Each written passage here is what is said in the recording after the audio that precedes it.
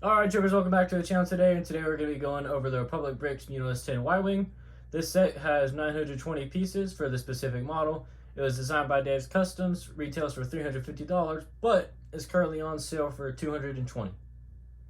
Alrighty, so piece review here, I did get this one secondhand, so not from Timmy specifically. So this won't be entirely a reflection on Republic Bricks, but in some cases it might be a reflection of something he got that was just passed on down to me. But so the pieces I got were the tiles and other stuff that you see on the exterior were a little dirty. They had some type of residue on them, not sure quite what it was, but I was able to scratch it off and get it off there. It had a couple pieces in it where it appeared to be bite marks, maybe the previous owner trying to take it apart, because he did ship it to me in pieces. He did not ship it built, which either way would have worked, but he didn't ship it built, so I did get the full build experience, stuff like that, to be able to speak to that aspect of it. But so yeah, some of them did have bite marks, and that might have been just from him using his teeth or whatever he had to do to take it apart to be able to ship it to me. But which it's not really something I see too much on a lot of Republic Brick sets in general, but it is something I have been seeing in a couple stuff like this. And it wasn't really a hard to find piece, so to speak. I believe is a 1x2 white tile, so that's where I believe it was a bite mark of the previous owner trying to take it apart and be able to ship it to me. And then, but yeah, there were some, aside from that, all the pieces, they were present or in some cases exchanged for missing pieces, such as on this section right here, on the wing, on the inside of that, these slope pieces are really curved pieces that line to make the engine. In that dark blue, there were two of those that were missing technically, but they used different pieces to equate for that and make up for that difference. And I'll go ahead and show that in a little bit more when I go into the design aspect of it. That way I'll just take it off once, put it back on once, just kind of show what's going on there. Gonna go ahead and jump into that design section now. And as far as overall shaping and stuff like that goes, it is done very well.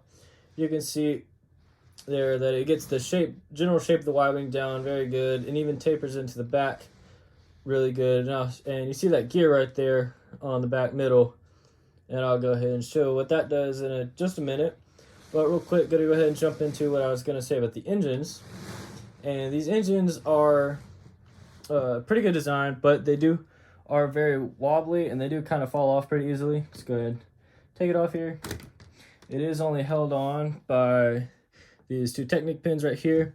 And this is what I was talking about with the piece stuff. You can see here how most of this on all four sides really are those 2x2 kind of slope pieces, tile pieces. But here it did not have two of them, so they used some 1x2 slopes, as well as these kind of grill pieces right here in that dark blue. And I'm not sure, like I said, if that was from Timmy or if that was from just the other owner having to replace pieces or stuff like that because he lost it or whatever. But either way, that's just something to kind of point out and show you real quick. But yeah, it clips on pretty easily, clips on and off pretty easily right there. And then the engines are a good design though. They're just kind of, it's more of a Technic frame on the inside with the tile overlay for the engine pieces right there, so that's pretty nice. But yeah, so on the back here you also have these pieces. When I took it off, that you saw these right here, they do fall off pretty easily just in general movement, but they're just the only connection for it is this piece right here. So it's connected on there, and then from the top side it looks pretty good. And I'll see if I can get a shot of that after putting this back on real quick. So yeah, so you can see from top side, I'll go ahead and spin it real quick. It does look very good. It's a nice smooth transition, whatever. But it does just fall off really easily, and I just kept knocking it off several times during the build, just trying to put it together. And then something else that I was pretty excited about and kind of surprised to see was on the bottom of the Y-wing. Go ahead and flip it real quick. It has these landing gear, these little legs right here. This one at the front, and then two towards the back right there. And they do fold and retract, so that's pretty nicely. And then you can even see a little bit of the underside of the Y-wing here. Just these pieces right here. And these pieces specifically do kind of fall off pretty easily. They're only connected here and here on the inside, and then everything back here just kind of does its own thing. So that's something just to point out, know about. Nothing too big of a deal for some people, but it does really make it really hard to pick up, as most people, well, if you're like me at least, you'll kind of want to pick it up on these sides right here. As you saw when I grabbed it initially, I grabbed it right here, and you can't really do that with those. You just have to end up reaching up underneath it and then grabbing it by this dome piece at the top and just kind of holding it like that, which isn't too bad. It's just not how I would normally pick it up. Moving on now, we're just going to go ahead and show you just kind of the cockpit area. This right here does have these hinge, or not hinge pieces, but just open up like that. You can kind of see not really too much seating stuff right there, not really designed specifically with that in mind, but it does hold a pilot. You can fit this figure in there. I'll go ahead and do that, kind of show you real quick. And you can fit him in there and then close it. And that's something we're about to get to, actually, that back piece that fell off. And it does close really nicely there. And then he looks good in there too. All right, go ahead and move into this back bubble turret piece. So right there. And this does not have a hinge mechanism on it, so the easiest way to get to this is actually pulling it up right there by that middle section to pull that off. And this is just the rear gunner's turret, you can see there. And you should also be able to fit a pilot in there, or a very limited space to be able to even take off the helmet. Probably would be best, but that's what it's going to look like with the pilot in it. And not really ideal for a figure to be in there, but due to how hard it can be to get to it, most people will probably just leave it blank anyways. Alrighty, moving on to the next piece, which is actually one of my favorite parts of the set, is the bomb dropping function. If you look right here in the middle, it has a 1x4 slot slightly opened. With that in there, the two gray pieces and the red piece, and this knob at the back, actually, I'll go ahead and show it real quick. If you twist it, it drops the bomb out. It's pretty cool there. And then just to reload it, you just stick the bomb, if I can get it real quick here, you just stick it back in the top, and then you just twist the knob in the back to kind of lock it into place. So it's pretty cool there, pretty neat feature. As far as the instructions go, they're pretty easy to follow, not really too much trouble with that. There was one part where I had to install or add in a different order the way it was originally designed. This piece on the back by the gears is just connected by some side-facing pieces and connected very well. But the way it had you do it was had you build it, and then a piece that had to go in pushing that way, straight back towards the front, and then a push that was pushed straight down, both at the same time. So it didn't really work out too well, so I just did it in a different order of the instructions, but it's not really too big of a deal. Most people see that and easily recognize what to do there. Something else I just want to go over real quick, and I wasn't really sure where to put it because I wasn't sure where to put it as a design flaw or kind of an instruction flaw, but on the piece right here, you can see up there a tan piece.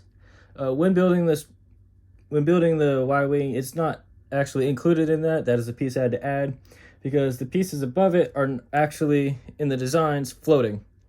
It's one tile off in the up direction, so you can fix that pretty easily by just adding the 1x3 or 1x4 tile there and just fixing that. You can't add a 2x3 or 2x4 tile or anything in there because the piece on this right here will interfere with that. I initially had a 2x3 tile up there, and then when I tried to put the wing on, it just didn't lock into position.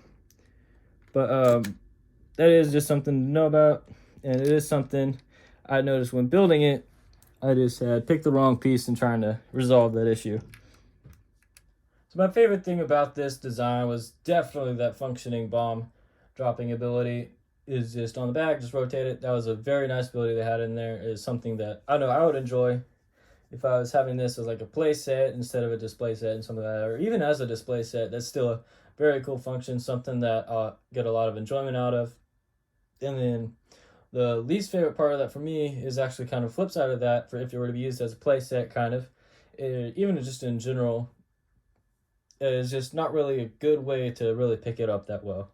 And like I said, the best way that I found is to pick it up by this, but it's really not the best way to do it per se, just because you're having to grasp that piece right there instead of just grabbing the ship itself.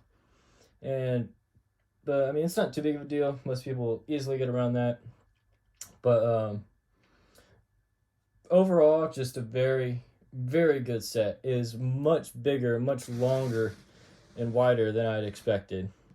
It was definitely, when I was building it, I was shocked at just how big the engines were and how big the body was as well. So it's definitely, now I see how it can go up to that $350 or $220 price range just because of the size of it, where before I just kind of dismissed it as a kind of almost like a waste, kind of, that you weren't really getting something that was worth that much. But after having it and now that I've built it, I definitely see where those figures could come from, and as it's just a very beautiful ship in my opinion. I do prefer the fighters over bombers per se, but this is definitely one of my favorite Y-wing designs that I've seen. And I have had experience with some of the Lego ones and stuff like that, and I have to say, personally, I do prefer this one over those. That's going to wrap it up for today, guys. If you liked the video, don't forget to leave a like, comment, and share with your friends. If you're new, go hit that subscribe button. And then links to the Public Bricks website, as well as Dave's Customs Instagram, will be down in the comments below. Feel free to go through those links down there. Go ahead and check all that out. And then just tell me what you think about the model. Do you like the way it looks? Do you like the face they did on the front? Do you think it's too expensive? Do you think it's reasonable priced? Just kind of let me know your thoughts down there, and then I'll see y'all soon.